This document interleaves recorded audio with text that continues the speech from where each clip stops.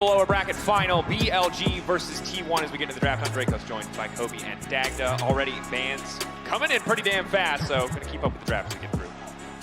Yeah, super interesting to see. I expected the Lucian, I expected the Kante to come through for BLG, but the Maokai and the Vi also gone on the opposite side. Kobe, you were talking about a T1 heavy prio towards the later part of the series on those junglers. Yeah, they had really focused on the triple ban. The Wukong's a big problem, but now since they did the Jinx ban, you're also shifting through all of these mid laners with the Annie priority up as well for those instant engages. A lot of choices here for T1 on what to give up because the Annie Wukong as a combination has just been such a good snap engage combo. And they got the... Oh, okay. All right, everybody take a breath. The bug, it's the bug.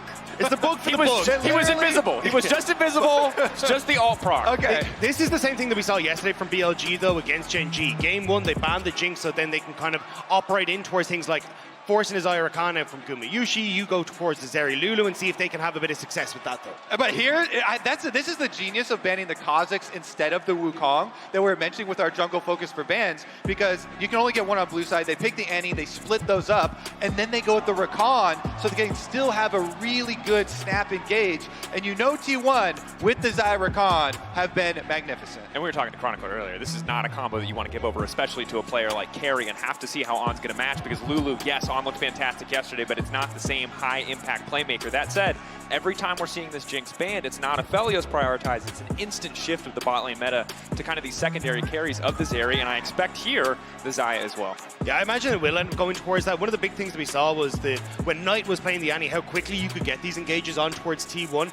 And the big turnaround that we saw for T1 in these fights was actually Keria on this Rakan. So it definitely feels like BLG are taking a page out of what JDG operated with, bringing a bit of their own spice with the Zeri Lulu as well. But then you still see T1 kind of going back towards what they have been most comfortable with and what they performed. And then if we look forward for bans here now for T1, definitely focus on jungle. I think that personally, the Poppy has been criminally underrated. Yes, Oh, they banned Prophet, it out. look at him out here. With all the other focus, then you're thinking, oh, maybe their next jungle ban will either be like Lee Sin or Viego. Yep. Shun, though, with all the talk about all these kindred plays and the Nidalee that people don't like, this is the player that is so good individually on those carry jungle champions. It's just that with an Annie, I don't think. And to be fair, if he can't make it work, I don't think anybody can. But again, when there's a Wukong on the enemy team, based on what we saw yesterday, I would expect the Kindred to get one shot. Yeah. I'm curious to see what the bans are going to be from BLG, though. I do expect them to go towards that top side. I thought it would be a Sion, more of that kind of, hey, we want to get rid of the tanks, because we know Bin likes to play those more carry-oriented styles. I actually thought it would be Bin who try and pilot a Kennen in towards the top side, so surprised to see that BLG are the ones that are actually getting rid of that. And we'll have to see if they do end up banning the Sion here. I think it would work out well, just making sure that these team fights are a little bit easier to execute on if you're straying away from those mega tanks. The other two big AP picks that we have seen kind of come out but be banned away frequently, one is the Gwen, which has managed to make it through. Rumble is the other big one that we saw a bit of presence from and then was essentially just removed from drafts. And one of the big things when you have Annie on your team with the first pick Annie, and especially since they're revealing its mid lane already, you don't want a lot of extra AP damage on your team because Merc Treads are so valuable versus this champion. Having those stuns and having that magic damage, if they pick the Gwen, Merc Treads' value is to the moon. And I think that's the big one here is, look, you still, as Zeus, get to kind of keep that flexibility here. Could put the Gragas into the top side. You could end up putting it in towards Faker in the mid lane. He played it domestically 7 times. So I think that this is what T1 are trying to go towards. It's like, hey, look, do you just go towards something like the Gwen? Cool, we can try and match it. So it looks like instead, Bin is just going to go back towards his Jax. He's been totally fine, even in the counter matchup against the Gragas. We saw him beat Doran in that matchup. We'll have to see if Zeus can have a better time now in this one. Bin is Jax. I love this. Yes.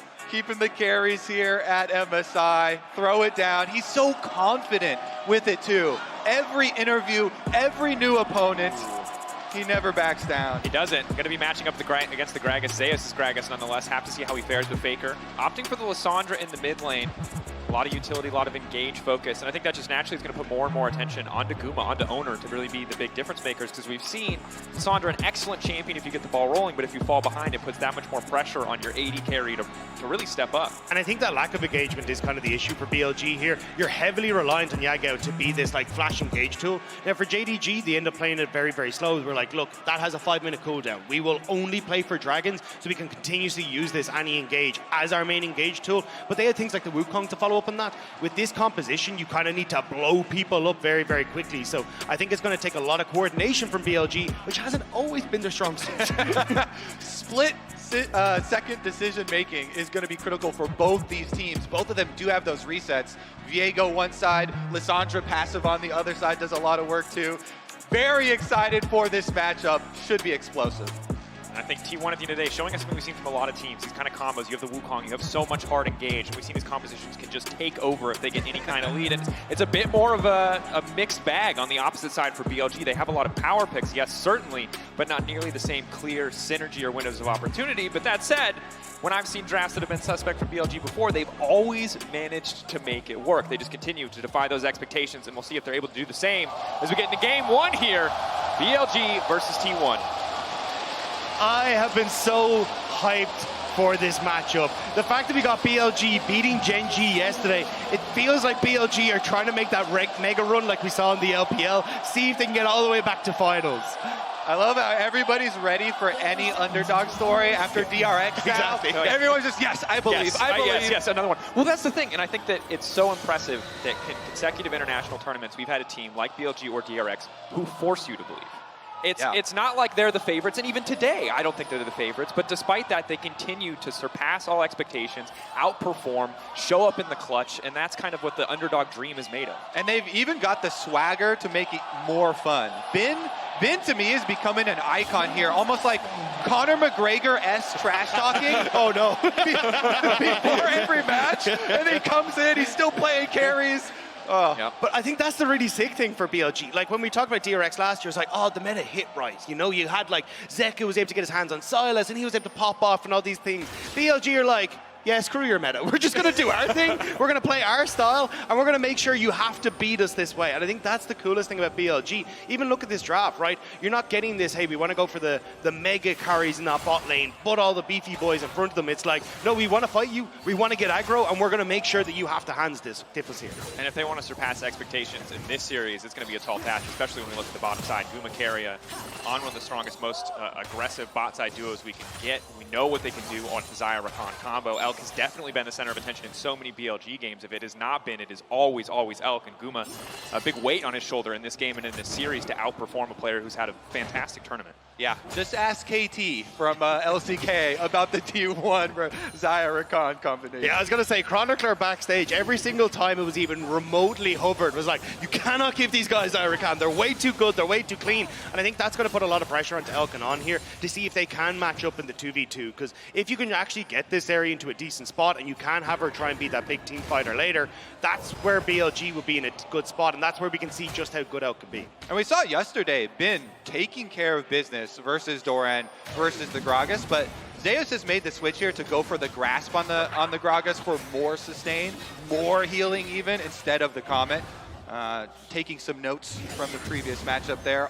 Also Zeus, probably higher rated by pretty much everybody. Well, and this is a great point because Jap brought it up on the desk. In the finals, obviously, you know, Bin had the better win record. But Dagda, when you looked into the laning stats, it didn't quite tell the same story. Yeah, especially when you look towards Bin. He has been... Oh, hang on. Hold that thought. Dive on the bottom side of Belly. He's immediately going to get the setup. That's going to be a kill on Naguma. Now can get the reset. Doesn't have tower aggro either, but is not going to keep the dive going. Huge in the early game from BLG to shut down this bot side combo. They're going to keep the dive. Keria blinking how far might just fish for the reset. Should! Oh, that's an oopsie and one you certainly cannot afford to make. Keria still standing tall, still looking for the outplay. On taking as well!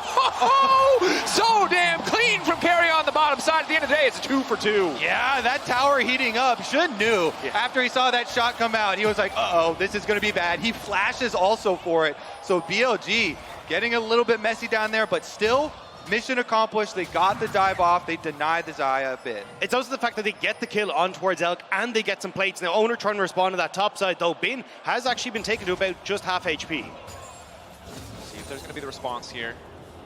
Is he just going to be happy with the reset, just crashing the wave here and walking away? Zeus still shows for a bit more. Has the demolish, can just go for that proc, assume that he's going to get it. If we take a look at this, excellent start for BLG. And BLG, they got the information. They know Wukong clearing up to the top side. So Shun comes in. The first kill, great. Very nicely done. But then, as the last minion, this range minion dies, boom, tower shots are on Shun. The other wave hadn't got here yet. And boom, just dies to it because that last one had already died. Then Keria goes in for the knockup, is able to get it as On is tanking. Yeah, oh, it's almost like you don't want to be, tanking these turrets as an AD carry or something when you change over as Viego, but... As much as BLG have done incredible to get here, they have not been without suspect decision-making. I feel like once you've denied the resources from the carry, the dive can probably stop, but at the end of the day, still a 2 for 2, not a disaster, still a lot of CS denied from Guma. See what else they can do with that advantage on the bottom side, even if it has been mitigated somewhat by the response kills. Yeah, as I was saying though, Zeus probably a bit higher rated by everybody than Doran, so definitely having a better time in here. Also had the jungle come on up. You see the deep ward there by Blue and Gromp. Love that one. Really big information on the second respawn. We'll see that Gromp as Viego comes over, so Shun will be tracked. One of the big things, though, for this top lane matchup, as we were kind of talking about before that dive kicked off, was the fact that we kind of think of Bin as this mega beast in the lane phase. He's going to absolutely manhandle you, but out of the 3 times... Hold that thought, you're not allowed to talk about top lane while bot lane's fighting. Dagda, wait your turn. Okay, now you can go. Sorry, it's not me, it's them. They're not interested. Look, they're like, talk about us. I am well used to LPL games at this stage. I know exactly where I have to shut up, but still need to shut up for this one. We need a talking stick. All right, we pass it to Dracos now for the dragon fight. Elk walking over to contest this. There's not really much of an angle, but maybe Shun commits the flash, or at least tries to find the follow-up fight. Only level 4 from Guma. Elk continuing to poke down. Oner making his way out of the pit. They don't want to flip it on the fight. Faker level 6 though. Might just go for the engage. Flash out from On. Now Annie can look for the re-engage, but the knockup coming through. Yagao gonna flash out. Shun on the backside. Now looking to turn and burn onto Faker. T1 get the dragon, but it will cost them the life with their mid laner. It was such a weird approach from BLG. You could see Shun wasn't sure if he wanted to get into the pit, had already burnt that flash so couldn't get over the wall, and then you end up just T1 going, right, we'll immediately turn onto the 3 members of BLG, but they do a great job of kiting back and at least manage to get a kill, but it is the dragon for T1. Yeah, that Blast Cone was available to try and get in for a steal towards the back, but BLG, you could tell the calls were so clear. We got to get the kill, go for the kill, don't go for the steal here. And as you have the initiation from Faker, gets the flash out, self-ults, Yagao also flashes away, and then they get the turn. Lissandra ult is down, he immediately answers with the Tibbers, while T1 do get the objective. And I think at the end of the day, a respectable call when they see kind of the engage not go perfectly. Once they get the anti-flash, they know it's time to back off. They get the dragon. They make the kind of safer trade in that equation rather than trying to continue the fight with Lissandra ult unavailable. And you know what that means is big things for the Zeri. Zeri Lulu still really good scaling as you get towards the later stages and getting those early kills plus that one there picked up. A lot of concentrated gold is going to go far. Definitely a strong start. Dagda, would you like the talking stick? I give like it up. a turn. All right, you know what? Bin gets beaten by Zeus on average. There we go. That's there it is. They played 7 games. Bin's laning stats, not good against Zeus. Important context to have. Took us 7 minutes to get yeah. On average, Zeus ends up with an 860 gold lead. Now, see, the second I talk, there's more action. So I'm okay with just kind of randomly throwing out stats bit by bit so we get having more action. I appreciate you, Dagda. I sacrifices. We need to make use of this superpower that you have there, because I like perma-action, so... Whenever the game slows down, Dagda, I want you to start talking about Bin's stats. His forward percentage. No. But I think at this stage, for as T1, you got to start trying to figure out ways to make this come back in your favor, right? And at the moment, they're trying to see if they can jump onto Shun. Yagao covering, though. Shun got a pretty decent XP disadvantage. Level 6 for Oner now coming through. Yagao could just be in trouble. That's the root going in. Remember, he burned the flash in the previous fight, throwing down the bear early to try to get more space, but Oner now going to follow up. That's one on the Cyclone, making it look easy. Clean pick for T1.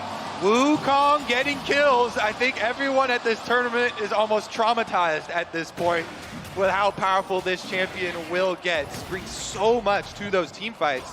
And as you look down here, is starting up Rift Herald. Level 6 acquired by Shun off of his jungle, though. Faker off of that kill will come over, lend that mid lane support. And since Yagao doesn't have teleport, should be T1 closing, but the bottom lane rotation is first from BLG. Xayah left on bottom side. Now looking to follow up, immediately going to ult. Objective's still alive, but it's going to get picked up in the end. Oner now needs to make his way out. He's got no ult. Goes invisible, tries to find it, but Shun now looking for the follow-up. Take the jungler out of the equation. The recall still trying to get completed. Faker now forced to back away, but here comes Elk. Shun going to find one. Shun going to find the reset. Elk trying to get the chain lightning through to finish off Faker. Can they keep the dive going? Zeus, body slam. Where is it going to go? For now, they're being corralled under their tower. T1 got the objective, but they're not going to make it out with their lives. The turn, the fire back is damn clean, but BLG still coming ahead and kills. Elk only has one button and it's go forward. May have gone a little bit too far forward underneath the tower, but BLG are still up to make it work. Yagao down on this bottom side to cover, but he does have to be careful. That's a lot of damage that can come out very quickly from the spot lane. Instant engage on the bottom side. The Annie going to get cut down. The feathers coming back. The root, but not enough to finish Yagao. Yeah, Gumayusi continuing to step forward, taking the towers. Yagao needs to make it out, but again, he is flashless and he is knocked down. T1, they get the Rift Herald and they get the bottom lane dive. They left Guma on the bottom side to mine turret plates. They get Keria back down there to make the assassination as well. That is huge. A lot of kills there for the chase on BLG though on the top side, and Elk, as he said, going deep, gets responded to by the flash for Zeus. So they do get the answer on the kill. But here's another look at it. T1 trying to be a little bit greedy, finish this one while also going for the bottom side play, but I was surprised. I think Shun did not have smite there as it got down to 18 health, and Oner's able to pick it up. And just a great rotation as well from BLG's bot lane. They had the push and bot, they immediately start to rotate up, but this is a little bit too far from Elk, whereas he starts to go underneath here, tries to stop the resets, flashes forward, miscalculates, and a great flash from Zeus there to immediately get the turnaround the second he sees Elk go that bit too far forward. Good heads up play. Ultimately, gold lead in favor of BLG for now. It is a Dragon and the Herald in favor of T1. Focus on the Faker. Faker, the Claw, just barely able to complete their clutch timing to make it out to safety. Yeah, On trying to combo there with Lulu ultimate, try and keep that Lissandra CC'd so he's not able to get Claw or ultimate off, but Faker escapes with his life. Oner might pay though. There's a ward inside the brush. Miss coming in.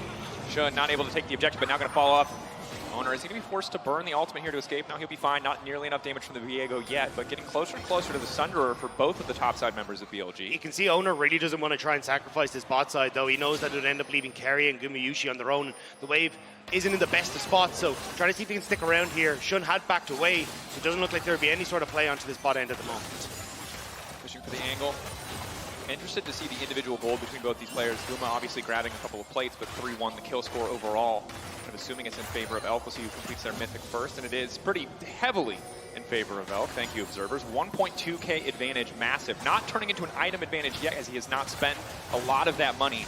So maybe T1 feel like they have a window to contest here, but no setup. Yagao already covering the angle to the river. It's going to be a tough contest. Oner now walking in, but the objective already gone. Faker, claw in, might just want to keep this one going. Can they get Elk out of the fight? But Yagao with the counter engage is huge. That Annie ult, and now the reset coming in for the jungler. The Viego is going to take over the fight, and Yagao is still standing. He goes golden. Been trying to find his way into the backline, but it is all falling apart for T1. As Shun just tears through. On stepping forward, the Lulu empowered by the Annie shield. They're going to keep it going. One more reset for Shun, taking Gumayusi's body, taking his soul, taking the fight in the triple as well. It's a triple for Shun, and when the chips are down, Yagao manages to come out once more. He had some really clutch charms yesterday, and now in the Annie, he's showing up again. Back to those resets. We said in Champ Select, whoever gets the first one is going to pop off, and it is Shun. Oh my goodness. They got the dragon. They get all of the kills here.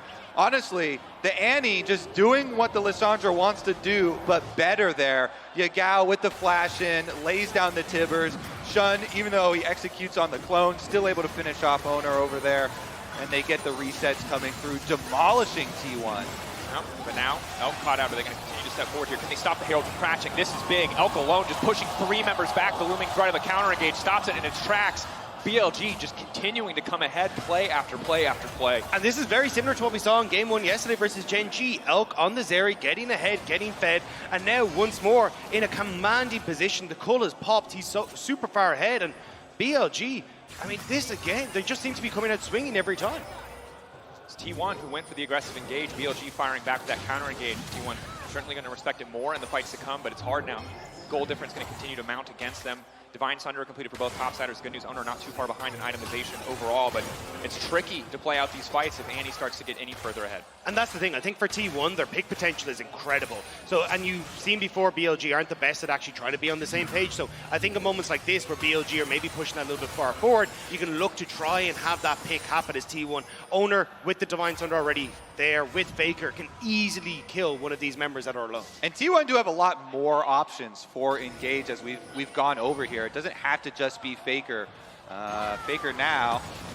Trying to claw out safety. Crown going to get popped here. Yagao not going to connect on the stun, will walk away. But again, we're seeing a lot more Crown in the Shattered Queen over the last 2 days, mitigating some of these upfront burst damage. But here's the counter engage, massive from Yagao. Yeah, so Faker goes in, he self-ults, but that's not keeping any of them down. So you get the Annie combination. They're so low. Shun's able to chop down everyone, finishing them off as Bin walked down and they had the teleport from Zeus. Massive stuff here for BLG. Huge. The fact that Shun ends up getting so many of these resets and kills as well is just massive. Getting this Viego ahead, especially when he'd already had that little bit of an upsie in the early stages, but Yagao going down for it, I think this is going to help out huge in that jungle matchup. Also, just the fact that Yagao ends up burning his flash at that Dragon Pit means that by default he's going to have it back up as well for the next Dragon. So I think a lot of this is going to be a case of, again, if BLG can try and play for these Dragons, play off Yagao's flash, and get those turnaround engages against T1. And the changes that T1 need to make is to have Keria and Zeus on the same page with Faker. That combination of champions can have a much bigger impact. If you get the Rakan to actually CC them and have that AoE follow-up damage there to really set up Oner. BLG poking, not looking to give T1 the opportunity to group, to refocus, to use all of that CC together, continuously trying to split them up. Zelk steps forward. For now, eyes on the second Herald. T1 okay vision as they're able to drop a ward over the wall and at least know that it has not been started by the side of BLG, but BLG fighting for mid-priority. T1 have set up the map well. You can see Faker pushed in topside though, and now that gives them that angle to come in from that top end of the map. Gumayusi and Zeus are here to just continue to clear out mid. So while this is a bit of a standoff, it is actually BLG falling behind because they haven't put Bin or Yagao down on bot side because they're lacking that teleport. You just try to force in here, but Oner walking in the darkness, fishing. Long flank. Elk isolated for now, has to be careful. Bin stepping forward, Ultra Shock Laser not going to connect. Oner staying in the darkness. Faker ready to come in as well right now, as you highlighted. T1 continuing to get advantages. Entire waves are being deleted on the top side while BLG debate what the option is. They're trying to find the flanker. They found him. Secret Agent Oner has been exposed. Needs to get out, needs to wait for the clone to body block the stun. Is going to try to make it out, but he's just going to get taken down. Jungler off the menu, and that means that the Herald is that much easier. Now Yagao might just try to keep the ball rolling here in the mid lane. And BLG also making this call to pull off the Rift Herald while they waited the extra few seconds for Yagao's flash. Now Yagao has flash right back up for Annie. One of the most critical summoner spells for this team. They find Oner in the back, trying to get his super long flank off, and now they're going to get the rewards of being able to start up the Rift Herald themselves. And there's Dragon in a couple of seconds, so there's an opportunity here for BLG to shove out waves, have a quick reset before Oner comes back out onto the map, and then contest for this Dragon once more. A lot of vision from both sides has been invested into that top lane, so with T1 kind of giving up this Rift Herald, they should actually be able to move down to the spot lane and establish themselves, but we'll have to see if they're even going to bother here as BLG. Bin continuing to poke down on the top side. Proc, is it going to be enough? I think waiting as long as possible to deny. Deny cannon! Deny cannon! You just auto it! You hit it whenever you want, Bin.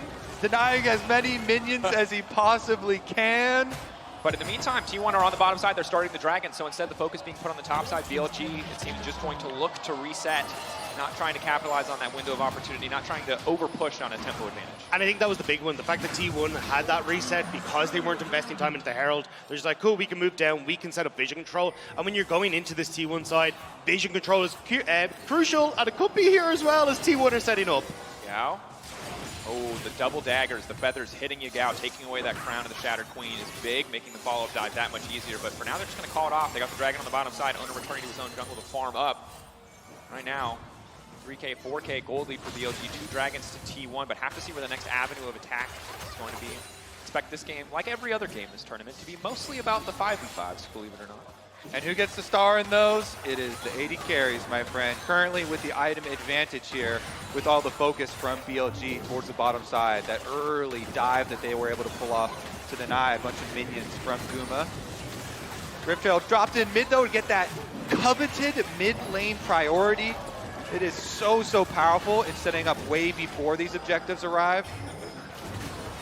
Right now, though, Faker looks to be the one trying to find the second angle on the Shun, but he's unstoppable. He's trying to make it out. They need to burn through the Viego as quickly as they can, denying the resets. Faker finding a reset of his own. The frozen throw, not going to find any purchase, but Elk on the backside. Elk untouched for now. Faker going golden. The follow-up should be there from the side of BLG, looking to lock him down. Faker making it out to safety. The claw, getting him out of the fight. T1 finding a clean pick, but Elk debating. Can he keep this going? Can he continue to walk forward? The answer is no. T1 already. Elk still standing. The feathers fly, but they will not find their target as Elk manages to make it out alive.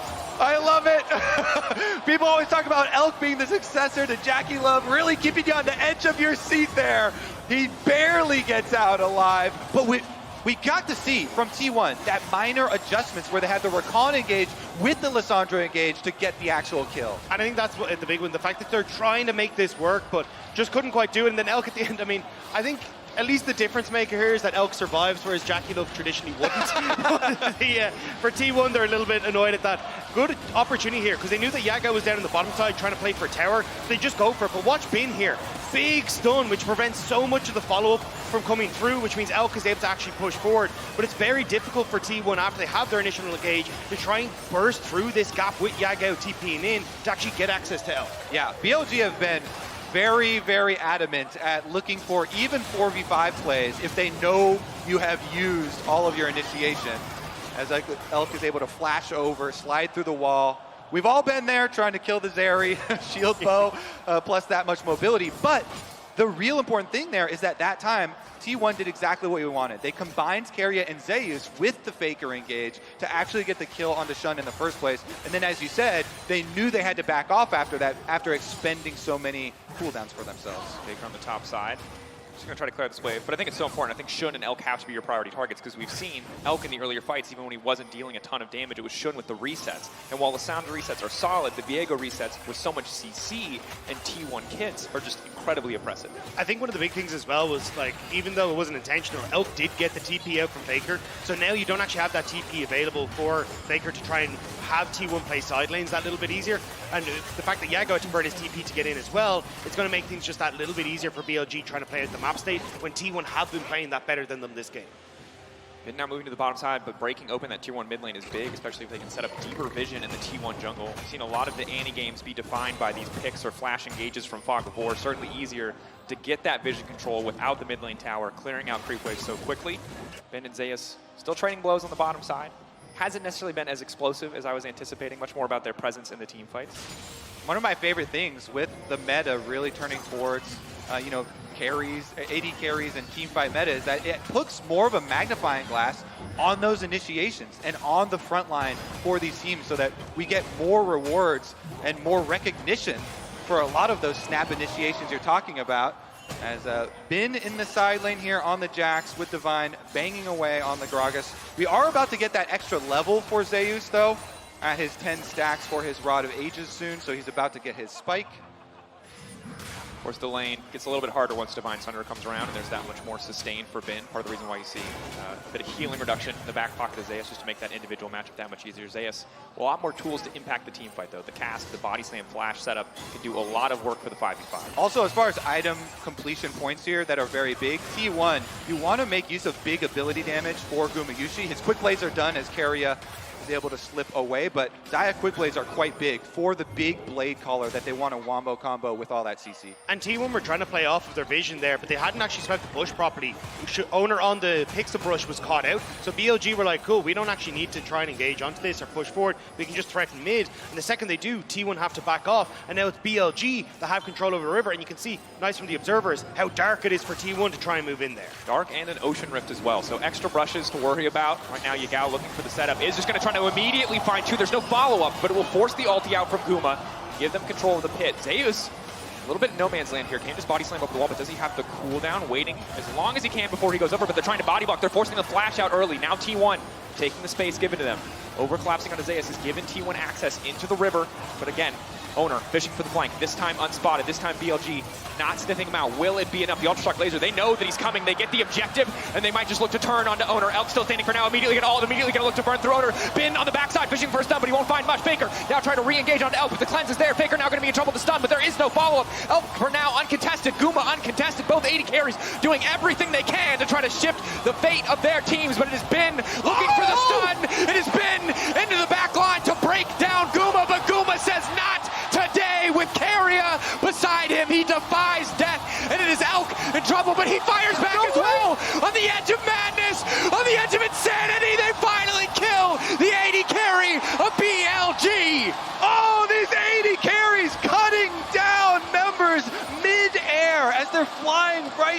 faces, and in the end, T1 survives.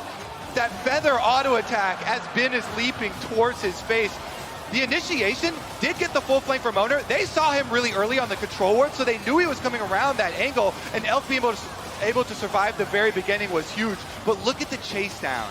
Faker just bought so much time. Elk wasn't able to get into this fight, whereas Gumayusi is in a position where he can actually start to hit onto people. You've got a ton of peel that's coming through for Guma as well. And Ben, I cannot believe he can't get this last auto attack. I'm pretty sure if he actually manages to get that, this could be a very different fight. You've got the shields coming through from Yago into Elk, but with all 4 members of T1 still standing, there's not much that Elk can do as they start to engage. Even just barely missing that body slam from Zeus, but it doesn't matter.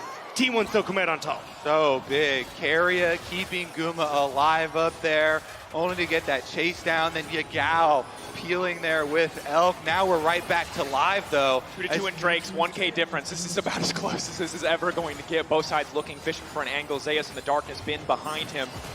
Where's the setup going to be for now? Just a bit of poke on Zeus, body slam back just to trade. And we're now at the point of the game where every team fight starts to feel so tense because you know a convincing team fight win could end the game. We've seen T1 do it, just immediately run down the mid lane with any kind of significant advantage. And in the same vein, Baron also on the table for both sides. And the thing is, you have so many more options, as we already kind of talked about in T1, but because you have more options, you've got more flashes that could actually set up that engage. Keria still has his, Faker taking a claw and a flash in, whereas when you look across at BLG, it's only Elk who still has that flash up and available. And as we get to the 25-minute mark, you know T1 are looking at Baron. You know they want to try and bait BLG into that situation. And if you're walking in blind as BLG, T1 are going to happily jump on top of you. But it could easily swing the other way as well. Now that they've got Elk on 3-item power spike, he's been slightly ahead of Guma this whole game. Now he's got his quick blades with his shield bow as far as the Randuins goes. So Elk definitely, he could have that high again. These team fights are so explosive, so exciting here. No vision to support the split push, but Zeus is going to come down and just try and push in Yagao's face. And a lot of tension again. Faker clearing out the vision. Keria behind him to make sure that he can do this.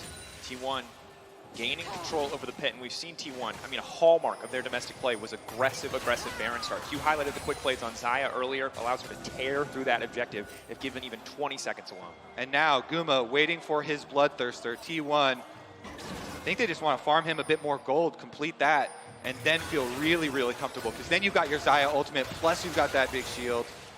Red buff on Guma, they're going to feed him the mid wave. Mid lane priority, once you shove this in, then you get to move in for the vision by Baron. It's the 1-2 step that every top team uses here to control these transitions. I will say though, I'm surprised the way that BLG are setting up on the map.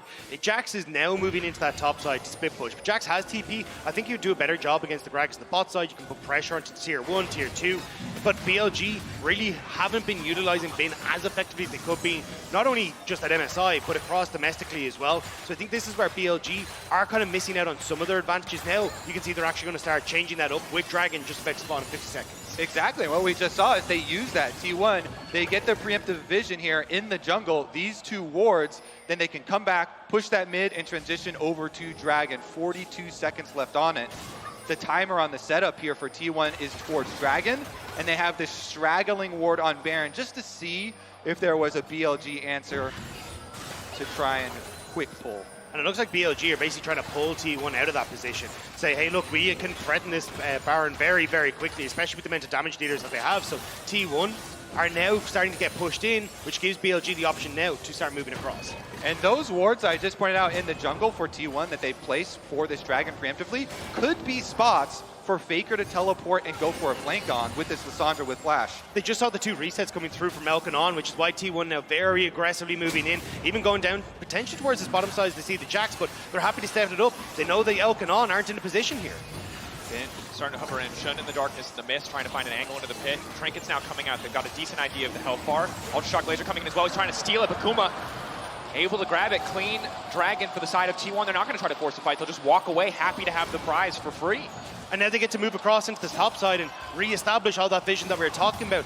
big mistakes from Elk and On. They end up getting caught on the reset. They spot them out, and T1 are like, fantastic, we know this is a 3v5. We don't have to fight, we can just take the objective. Exactly. T1 doing really well with their vision resources and those small seconds making a difference on their setup. The travel time on getting there, you can't be a few seconds slow on these objectives versus these teams because you blink and it'll be gone. Combined it there. Now it's BLG's turn. T1 got the chance to move it to the top side. They lay down a little bit of vision. They clear out a bit of vision. BLG with mid-prio now able to do the same. It's a bit of a back and forth exchange here. See what T1 does when they go for their resets, when they get mid-prio again. If anyone wants to break the cycle by setting up for a pick, by hiding in the fog of war. But for now, it seems like both sides content to just farm and to wait. I want to see the Zeus ultimate when he gets a death cap here. The big bomb on this Gragas. 10 stacks on his Darksteel. Working on his death cap here to try and combine those two rods. Could have a huge, huge impact as this Gragas. Yeah, and again, credit to Zeus and credit to T1 because BLG had a pretty significant gold lead for a decent portion of this game, especially after that bot side Dragon fight where they re-engaged, but clawing it back through good fighting and in no small part due to Zeus and his excellent execution on this pick. I mean, his split pushing is just so good. The Rod of Ages plus T1 having him catching all these sideways, he's level 17 now in this game. 3 levels over his own mid laner, the utility mid lane champions now. This is your mid lane life. Meanwhile, Bin trying to catch up there. It's hard to deal with the extra level from the Rod of Ages, but he's doing his best. He's got his level 16, and he's got his stopwatch for the fight, so has that extra few seconds to be able to buy in the team fight. That Jax AoE stun follow-up could be big. And I think now they're trying to utilize that split push as T1 to just get control of side lanes, push them the entire way in. And when you're in that position, it becomes very easy then for Faker to just kind of make these map movements where you can just push in top and immediately drift across into the jungle there.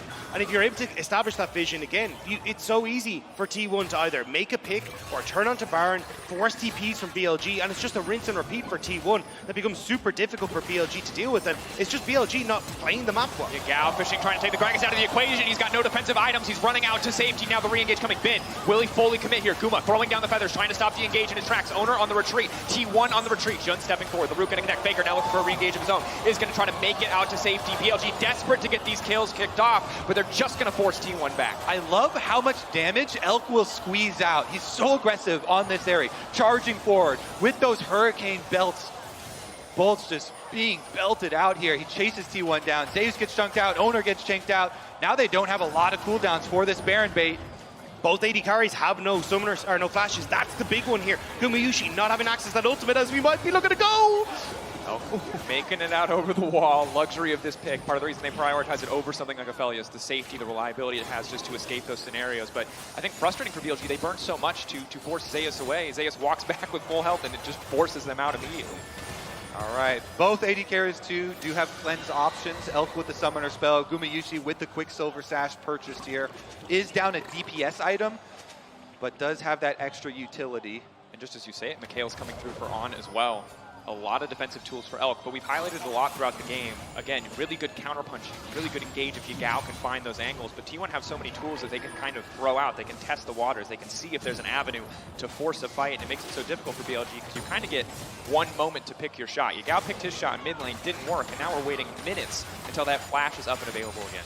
You don't really have a minute. I mean, you're looking at the Dragon that's about to come up. That's going to be sold for T1, and they're going to try and force themselves over towards that objective. Faker again, acting as that split push role on bot side, and it's BLG who are like, cool, let's see if we can burn that teleport from Faker. Now looking to burn it down. They've already started the objective. Keria throwing the control ward over the wall. They're going to cut through that one, deny as much vision as they can to T1. Yagao on the flank, immediately going to find the stun. Bin with the follow-up. Going to try to cut him down before any CC can be used. That's Zeus deleted. The Gragas body stolen. The shutdown coming through. BLG priority access to the pit, but Oner still waiting over the wall. Shouldn't will he go over? Will they keep this one going? Bin looking for an opportunity to reset. He lost a decent amount of health. BLG, eyes on the prize, eyes on the Baron. Debating if this is an option for them. T1 ready to contest this 4v5. Bin isolated onto the side. Charm coming out. Flash out to safety. Isolating the Jax. Now it's a 4v4. 3K getting lower. It's a 50-50. They're going to flip it. They're going a little bit deeper. Oner being isolated. Oner being knocked away. Elk untouched on the backside. Baron getting lower and lower. Oner just wants to burn through the Baron. Oner just wants to get out and he's going to take it. He steals it. He does not care for the fight. He wants the objective. Keria and Guma on the retreat. Bin going golden. Buys a moment. BLG half to re-engage. BLG have to take these Barons away from T1. Elk running forward. Guma gonna find the stairs onto 2, just desperate to disengage. Will give his life so the remaining members of his team can escape. It is a heist for the side of T1, but they walk away with the Baron. The chase is still on though, the cops are still on the way, but BLG will be thwarted. They will just back away. They will get several of those kills. They will get the 3rd dragon, but T1 managed to steal that Baron so well. Dang, T1 really love flipping Barons. Oner just walks in 2,900 health, and they themselves bully it down. Shun with the flash. In the end, BLG actually do deny the soul after that, and with the extra kills, they're not even mad. Let's take a look though. This is after Bin gets completely pushed out of the fight. Now he has no E, he has no flash. Keria used the ultimate to do it, and Oner gets a knock up onto Shun. He goes into the Zhonyas, then just walks in. Shun flashes away from the Baron. The Baron. So Oner was like, okay, if Shun just flashed away, let's try and finish it. He gets it, even as Shun tries to get back in there, and Faker the sacrifice, but then the rest of them. Also, Gumayusi laying down these feathers, trying to chase them out, getting 3 members low. Elk doesn't care though. He charges forward with the support of that Lulu. And it's a good call from T1 because in theory, we already hit on it. BLG don't have a lot of ways after Yagao to really close the distance, but it's just the speed ups coming through from the Lulu making it so tough to get away in that situation. And BLG are able to chase them down. You can see the damage dealt in that fight. Insane damage from Gumayusi, but not quite enough. What was it that Chronicler said about Gumayusi, Keria, and Zyra Khan? Did he say give it to them? They're not very good. I can't. Seems like they're pretty sick on the pick, and you can see even if BLG take the fight, T1.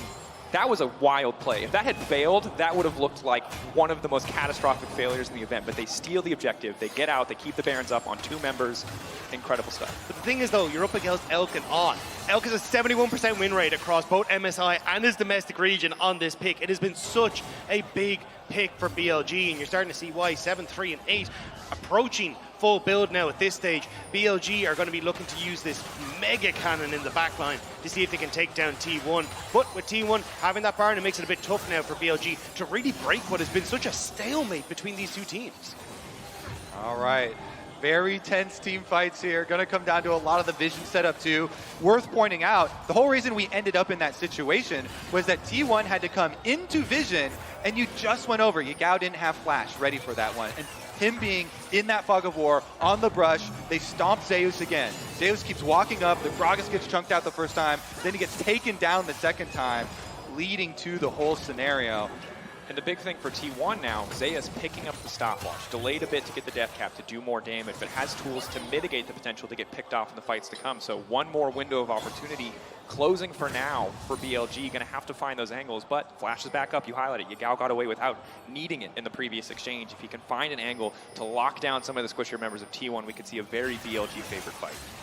That's why vision control gives you so many rewards here. If they're forced to come up and face check you, BLG don't care if it's the front line. Fine, Zeus, you're the one face checking. You're the big Gragas. Don't care. It does feel like the best way to do this, though, as T1 is to actually try and get control over mid, which we're kind of seeing, and then drift across into here. You already have Faker pushing down to this bottom side as well. So as long as you can set up your vision control in that little area, it becomes very hard then for BLG to actually move in, and your biggest focus is on Soul in the minute 45. You now establish the vision, which you can see going in already. Like from Keria, he's already started to pop these down just here. And then you've got TP opportunities for Faker, for Zeus. You have a ton of vision, and it becomes very difficult for BLG to establish themselves in River because of where they're positioned on the map. All right, are we going to get a Zeri moment, though? Because we've got a full build Elk. He has 2 answers for the CC that comes from T1. The Mikhails, the Cleanse. He's got 3 actually. How many questions do you have answers for? Well, all of them. He's got the entire test written down, the key. Elk will be completely free in this fight. So many answers. Now the only hard thing is not doubling up on those cleanses. Have to have that discipline in the fights, not to waste cooldowns, not to overlap, to layer the CC perfectly. It's going to be all about execution for both sides, fishing for those angles. Oner and Bin trading blows on the bottom side of the river. 50 seconds till the soul will spawn for either side. Either one wanting to give it up. I think especially crucial for T1 to take it away. They have so much upfront burst damage. If they cannot delete a health bar, find a reset, find a quick pick, this game gets so much harder. But it's a similar story on the opposite side for BLG as Shun and Bin just look to take some space here in the river. Yeah, and both teams know it. Stopwatches, Guardian Angels being purchased, Zhonyas to try and deny those resets. They know If a frontline member goes down, then you start getting resets coming through. BLG, though, they move in, they sweep that vision that you're talking about. It's 38 minutes.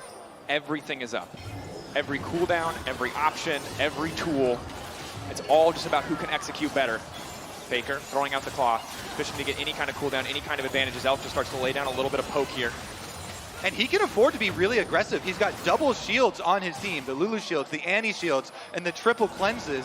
So he can be very aggressive on the Zeri, trying to get health chunks on people. He's gonna be the one leeching the dragon. Oner on the flank, trying to get over the wall. Yagao looking for the engage, just trying to take Zeus out of the exchange. Zeus still standing strong. The steal! The Ocean Soul! Oner does it again!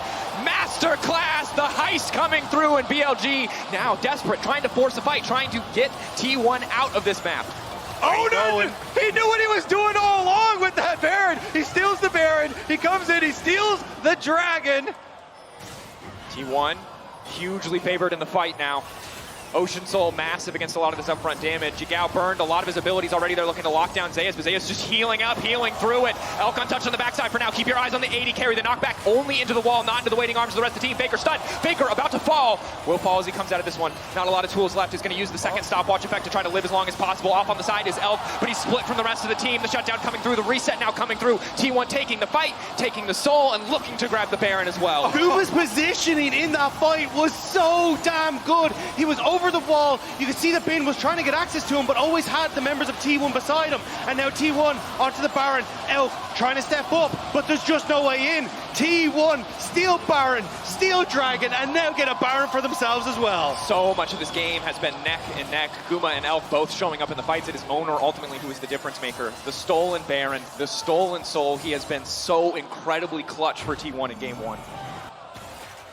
What a banger. Let's take a look at it. So, you know that the main DPS, your Zeri is on Dragon, burning Dragon down. Yagao goes for the chunk on Zeus like they just did in the previous fight. There was no threat on killing him, and then boom. Damn. Wukong over the wall. Oner says, thank you for the leash. And now they've got Ocean Soul, so they have so much sustain in this fight. T1, no, they don't have to rush it. Trying to play it a little bit slow here, chasing BLG, and then once Keria sees the angle onto Yagao, good night. But look at where Gumayusi's position. No one can really threaten him, and he's constantly getting these feathers into the choke point that BLG are trying to fight through. So the second you start to push forward as BLG, you're just getting ripped apart by these feathers. Even Bin there, because Oner was positioned beside Gumayusi, can't really threaten Guma in the spot that he's in. Even having the Feather Storm, really top tier stuff from the T180 carry. Yeah, these 80 carries are so safe. Whoa, hold on. We are going to get a face trying to burn through Keria. Keria has no defensive tools of his own, but he might just make it out to safety. Ocean Soul, baby! Heal him up, watch him walk away. Clutch from Keria to make it out. It's the steal with the salt of the wound there as Keria is able to escape, but it does slow down T1 that little bit as they're not going to be able to follow fully on this Baron now. Chaosed himself for just the tiniest little sliver of hope there to make it out to safety. Credit to him to survive. Obviously taking out a major engage option could be BLG and angle to at least slow down this Baron, if nothing else. I just love the evolution of BLG. This team that has been underrated all year long, showing up so big here at MSI. I mean, people were saying they couldn't hang with the three top dogs of T1, Gen G, and JDG, but they have that dog in them as well. Yep. Let's see if they still can repel this T1 fight, because now they're coming with Ocean Soul, that big advantage, and they're slowly taking away the secondary turrets first. Oner going over the wall, immediately coming right back. Just getting it a bit of poke here, knowing it'll stick that much more effectively given that they have Ocean Soul on their side. Yao waiting, the angle coming in. Oner trying to find a way into the backline. Keria ready to fall. They're taking their time. They're delaying the re-engage. Keria trying to find the angle, but now BLG fighting their way back out. How they overcommitted. The TP now coming in under the anti-bear. Oner getting cut down. The Ocean Soul not enough. The resets coming in. The stolen Wukong is all eyes on Guma. Guma, can he do it? But it's Elk getting rooted up, and Elk tearing through the team. If you give BLG an inch, they will take everything from you. Elk, 3 kills in the fight. BLG refused to go down. Elk steps up, says Gumayusi, what you got? And the feathers miss by an inch. BLG, they might have just done it. Incredible push down the mid lane. They found the fight. The reset coming in for Faker. The death timer's too damn long. A single cannon creep will be enough to allow them to break open the base. Faker going to do everything he can to clear that one away. No big objectives on the map. Yes, they have won the fight, but if they do not end the game, it will not mean a damn thing. The wave coming in. Faker has to give his life to clear this wave if he wants to keep the hopes alive here in game 1. 5 seconds on Keria, getting lower. 9 seconds. Faker, eyes on the prize, looking to clear the wave. Shun now locked up. Can they find the kill onto Faker before the fight kicks off? Keria ready to reset, ready to find the CC to protect his mid laner. T1 holding on, but the re-engage is there. Elk gonna grab another 2 with his Oner onto the backside, but Bin has his eyes on the prize, his eyes on the Nexus as T1 as BLG